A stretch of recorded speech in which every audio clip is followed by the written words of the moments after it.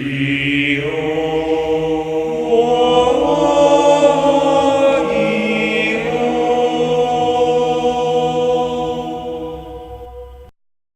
there YouTube, this is Daniel with the Sonic Decks bringing you a retro deck profile. I'm bringing you a profile from 2005, being probably one of the most famous formats that a lot of Yu-Gi-Oh players like these days is called the GOAT format. I'll go into a little explanation of why it's called the GOAT format, but for now let's just kind of get into the deck profile and I'll explain some card choices and maybe go into a bit of history as we're going through. So one of the main cards of the deck was VLS. VLS was essentially your game-winning card. This was played in any deck at the time. It was at 1 because this was after like the first actual ban list, essentially banning all the heavy Chaos cards, mostly Chaos Emperor Dragon. This was left at 1, and the Chaos Sorcerers were left at 3. And I'll explain more about those later. But 1 VLS. This was just kind of standard. A lot of people either decided to main Jinzo or side deck Jinzo because trap cards were important back in the day. You didn't play very many trap cards, but they were important trap cards, and you wanted Jinzo to essentially turn those off.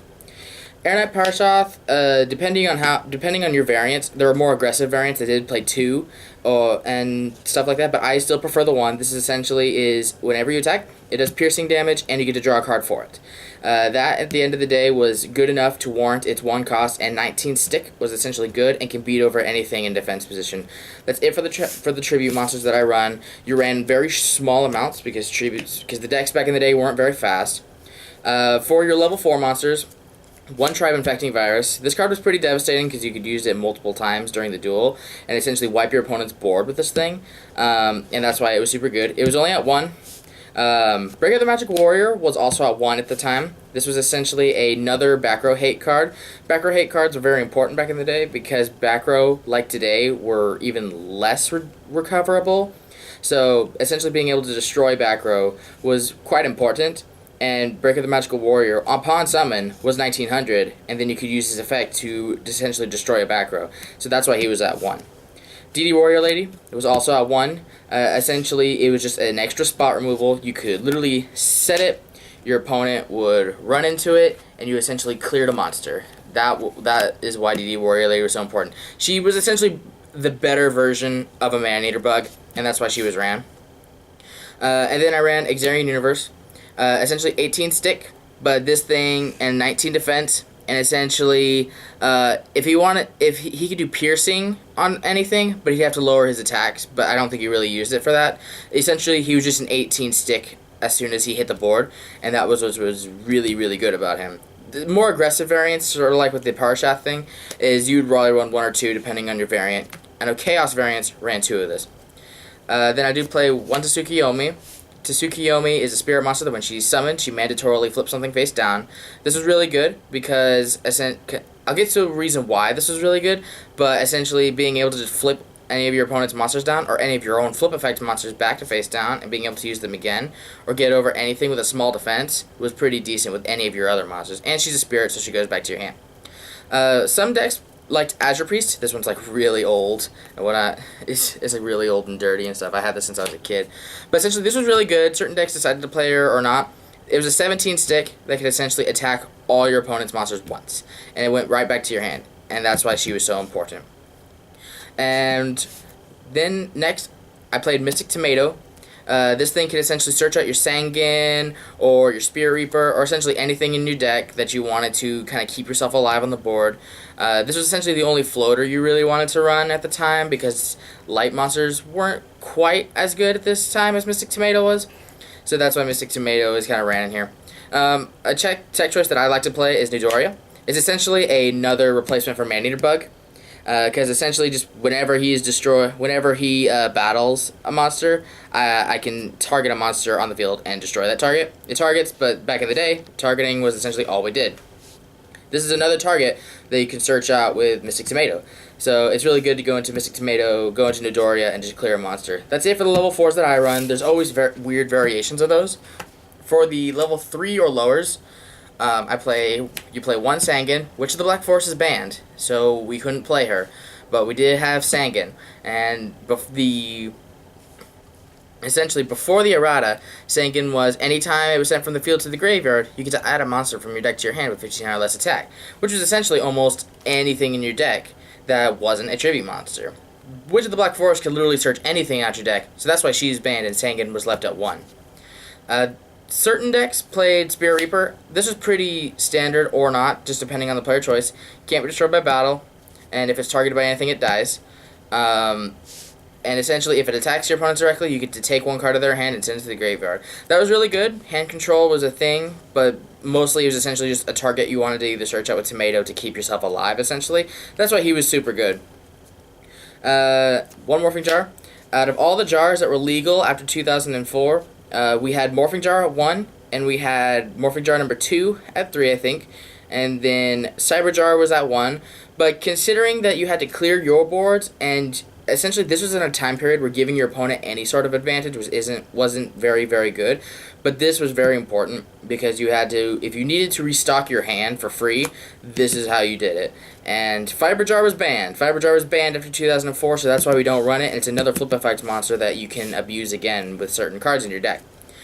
You played 2 Magician of Faith. Magician of Faith was at 3 at the time, but it was cloggy, so you only really wanted to run 2. There were some very good spells at this time.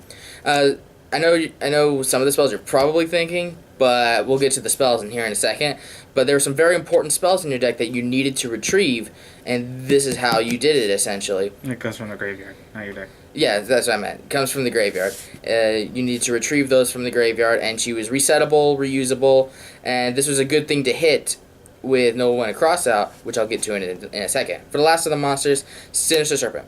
Pre-errata Sinister Serpent was during any of your standby phases. If it was in your graveyard, you got to add it back to your hand. This was very important. This is a very skillful card at this time because essentially you had to either, because you had a lot of cards that would essentially send cards from your opponent's hand to the graveyard, and you had to make sure that this was either already in their graveyard or you had to think if it was in their hand or if they ever had it. So essentially, this also made any of your discard cards, like the Tribe Infecting Virus that we just mentioned a second ago, essentially free. And that's why Sinister Serpent at the time was super, super good and important. He was also at 1. This was actually placed on 1 on the limited list before we even got it in the TCG. That's it for the monsters. That rounds it up. It's about an average lineup. Your spells and traps were probably your most important portion of the deck. Premature Burial was your Monster Reborn, because Monster Reborn was banned in 2004. So you essentially played this. You had to be very skillful with this card because essentially there's quite a few good back row hate cards back in the time, and you really needed to save this. And there was very limited ways of actually getting this back, so you had to be smart with it. Lightning Vortex was essentially a Raigeki thanks to Sinister Serpent, but Raigeki and Dark Hole were banned, so that's why you play Lightning Vortex. Really, really good. Essentially clears the board. We had Heavy Storm at 1. Like I said, we had some decent back row hate cards back in the time, so essentially you kind of wanted to save this for your opponent's Premature Burial, because today we'll go all out and just like set a bunch of cards. Back in the day, you really had to be careful of how you did that because you knew your opponent had Heavy Storm, and you had to watch for your opponent's Heavy Storm. MST was at 1. You were only allowed to play 1. You essentially used this for either Premature Burial or like something like Snatch Steal. And that's what you wanted to save it for. And of course, Snatch Steal was being able to just steal any of your opponent's monsters to essentially clear another spot or just go for game was very important. This is kind of its own like regiment of like 5 cards that people played. Then we come to what was called the Power 3, which were Pot of Greed, which was at 1. You get to draw 2 cards. Graceful Charity, which you drew 3 cards and discarded 2, which is really good if you had Sinister Serpent in your hand. And the last one that I do not have, but I will justify it, I play Card of Destruction. Card Destruction. Card Destruction was at 1 at this time, and it was mostly played in Chaos decks because you just dumped a bunch of cards from your hand into the graveyard to just draw the same amount. People played Delinquent Duo over this because Delinquent Duo essentially just took 2 cards out of your opponent's hand. And essentially, they played that over this one because this didn't give your opponent any cards back. The reason I don't play Delinquent Duo is because I don't want to justify spending about $8 for a card I never know is coming off the ban list. And card destruction's cool. I like card destruction. For a couple of 2-ups, I do play 2 Book of Moon. Book of Moon was at 3. Some people will either choose to play 1, but I think this is a very versatile card that needs to be played at 2. And the reason why it's versatile is because we had 2 Noblemen of Crossout. Essentially, being able to put your opponent's flip effect monsters back down and use this to banish them, or just get rid of any threat, was super important, and that's why this card is at 2, because we had cards like this and Tsukuyomi also at 3, so that this card was super important. And then for why it's called Goat Control, is we play 2 Scapegoats and 2 Metamorphoses. Essentially, the Scapegoats would give you tokens. Scapegoat was already kind of a standard thing to essentially prevent yourself from dying, and then you activate this on your opponent's turn, and then you metamorphose this into Thousand Eyes Restrict, which I'll get to when we get to the extra deck. And that's why it was called the Goat Control format. Some people would either run like 2 or 3, like 1 and so ever many. I like a 2 and 2 ratio because either of these could be cloggy several games when you would run into multiples of these. And so that's why I think a 2 and 2 is a better ratio. And that's it for the spells. For the traps, which is pretty short but pretty important, I played 2 Dust Tornadoes, mostly just because back row hate, in my opinion, is important, especially in a format like this. So that's why I chose to run 2.